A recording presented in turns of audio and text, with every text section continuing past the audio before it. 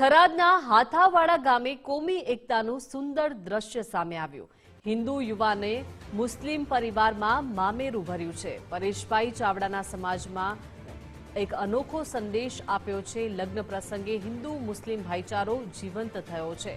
માનવતાનું અનોખું અને દિલસ્પર્શી ઉદાહરણ જોવા મળ્યું છે। પંથકભરમાં આ સેવાકીય કાર્યની ભારે પ્રશંસા થઈ રહી છે। લોકોમાં ખુશી અને ગૌરવની લાગણી પણ જોવા મળી રહી છે। તો હિન્દુ યુવાને એક મુસ્લિમ પરિવારમાં આ મામેરું ભર્યું છે અને કોમી એકતાનું આ સુંદર દ્રશ્ય સામે આવ્યું છે થરાદના હાથાવાડા ગામેથી કે જ્યાં મુસ્લિમ પરિવારમાં મામેરું ભરવામાં આવ્યું છે।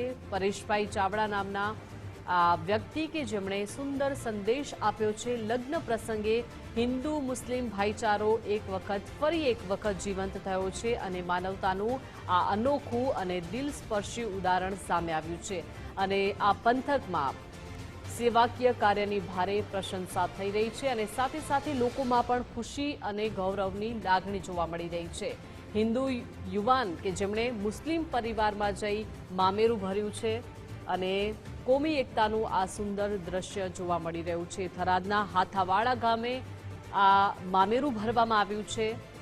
સમાજમાં એક સુંદર સંદેશ પાઠવવામાં આવ્યો છે અને ફરી એક વખત લગ્ન પ્રસંગે હિન્દુ મુસ્લિમ ભાઈચારો જીવંત થયો છે।